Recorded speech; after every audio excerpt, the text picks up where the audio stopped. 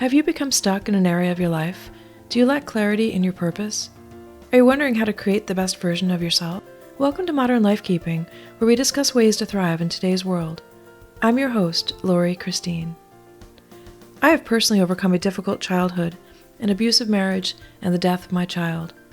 All it took was for me to invest in myself more than I was investing in anyone or anything else.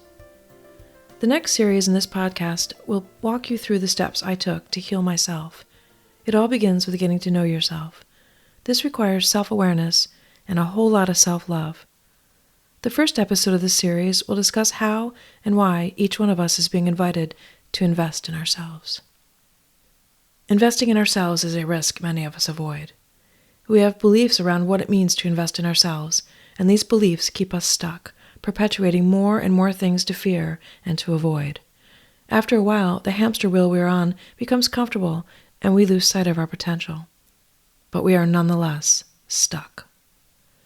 We have been programmed from a young age to forget our potential. How do we become programmed? Well-meaning adults, not so well-meaning adults, culture, extended family, friends, government, injustices, media, religion, school, or just some of the sources of our programming. This programming keeps us stuck. To get unstuck, we must increase our awareness of the thoughts we think and the beliefs they represent. Once we become aware, we can consciously choose to embrace more expansive thoughts and beliefs. It begins with a choice to invest in yourself. We won't be stuck for long when we are investing in ourselves. In addition to becoming unstuck, investing in ourselves has other benefits, including confidence, clarity, focus, freedom, increased awareness, knowledge and skills, as well as power and strength from understanding the unique parts of ourselves. All of that just for putting yourself first. The block forms when we put others before ourselves. This very action is the block. We are subconsciously blocking ourselves with other people. There are many reasons we put up this block, but we will discuss those in later episodes. Today we are bringing awareness to the power we have to put ourselves first. We are transmuting a limiting belief that teaches us to put others before us. There are times and places to be selfless. It is not in our best interest to continue being selfless at the expense of ourselves. So you may be wondering, what does it mean to invest in ourselves? Investing in ourselves means getting to know ourselves, knowing ourselves more than we know anyone or anything else, really understanding our strengths, challenges, life lessons, purpose, etc. It even means exploring why we put the needs of others before our own. When we invest in ourselves, we become aware of our dreams, limits, potential, strengths, and triggers, allowing room for the power and strength we have within us to thrive. Investing in ourselves means choosing our best interests, putting our needs above those of others, and remaining true to ourselves.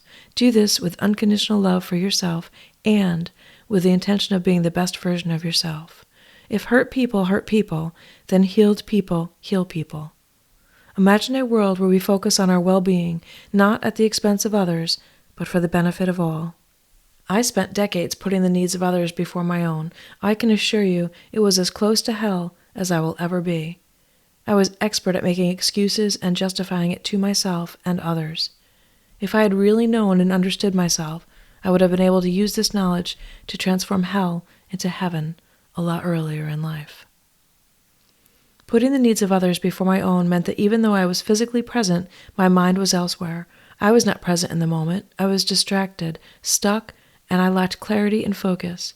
I might have been hungry, overwhelmed, tired, or any number of other things. I was a very good parent in many ways, but had I been more present in the moment, I would have been an exceptional parent. I would have known how to process my emotions instead of hanging on to them and allowing them to invade my space. These emotions were my friends, but I avoided them like they were the enemy. I forgot how to communicate with them. I forgot that the answers were within me and not outside of me. I forgot that I am all I need. I forgot to fill my own cup before giving it to others. I see posts every day about how we are supposed to put our children first. Our culture perpetuates this thought. What are we teaching our children when we treat our children like the world revolves around them? Their needs are the only ones that matter, and that emotions are okay to ignore. We are failing at teaching our children how to self-parent because many of us don't have these skills ourselves. I am surely not the only parent that wasn't role modeled or taught to consciously parent myself. We want our children to thrive, yet we sabotage them by creating unrealistic environments. How can our children be independent and self-sufficient if we have not role-modeled boundaries, self-awareness, and unconditional self-love? How many adults unconditionally love themselves? Do you unconditionally love yourself? Are we demonstrating to our children and others how they can unconditionally love themselves?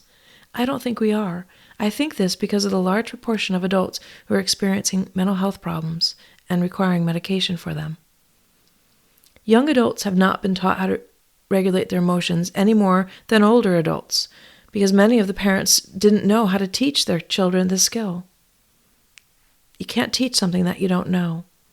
But today, in 2023, in 21st century culture, there's no excuse for not knowing things. The internet has opened up a world of information, and it's all at our fingertips. You are in a much better position today to be a loving parent and/or adult when you unconditionally love yourself first. So begin today investing in yourselves so that you can become unstuck. Take the time to monitor your thoughts, question every thought, examine beliefs, make conscious decisions about which beliefs expand you versus limit you. We can all start to reprogram our minds so that it serves us instead of sabotages us. Do the necessary housekeeping in our brains to keep our thoughts healthy. It is our responsibility to sort through our beliefs, the thoughts we think, and the experiences we have had. We must take the actions of purging thoughts and patterns of thinking that no longer serve us. We can invest in ourselves by monitoring our thinking. This thinking impacts our feelings, and so by investing in our mind, we also heal our emotions. We can also invest in having functional, useful, critical thinking skills that allow us to communicate, make decisions, manage or prevent conflict, organize, process information, problem solve, and more. Now, more than ever, is a time where we can learn what we need to know about developing critical thinking skills, monitoring our thinking, and using our thinking in the most valuable way possible. Investing in ourselves means taking care of you so that you are in mint condition, performing to your potential. It means caring for your body on the inside and out, top to bottom. Invest in things that make you look and feel good. If you have money blocks, look for alternative ways to manifest what you desire. How you look and feel is part of your energy signature. Be aware of how you invest in this area of your life. Taking care of your body includes being aware of the physical needs of your body. Get enough, not too much or too little exercise, rest, sleep, and water. Investing in yourself means becoming aware of your body's needs and making it a priority to meet them. Be aware of what you feed your body. Invest in food that makes your body feel and look good. This does not have to cost extra money. Cook from scratch with love and expansive intentions, and the quality of your food will improve. Your awareness has a lot of power. You can invest in yourself simply by improving your self-awareness. Set the intention, then take the inspired action steps towards using your self-awareness to improve the quality of your life. There is no right or wrong way to invest in yourself, but consider the following guidelines. Investing feels expansive, so do what makes you feel expansive versus limiting. Investing feels expansive, so do what makes you feel expansive versus limited. Invest in yourself in ways that feel right to you. How you invest in yourself is how you show up for yourself. Remember that what others think of you is none of your business, just like what others think or do is none of yours. Be aware of where you are focusing your energy. Tune into your body. What is it communicating to you? Does your head hurt? What is your head trying to tell you? And allow yourself to dream and to explore the what-ifs that allow you to thrive. Investments are for the long term. Even though you are increasing your awareness of the details that make up you, don't lose sight of the big picture. Treat yourself with patience and unconditional love. Know that it's not what happens to you as much as how you respond that matters.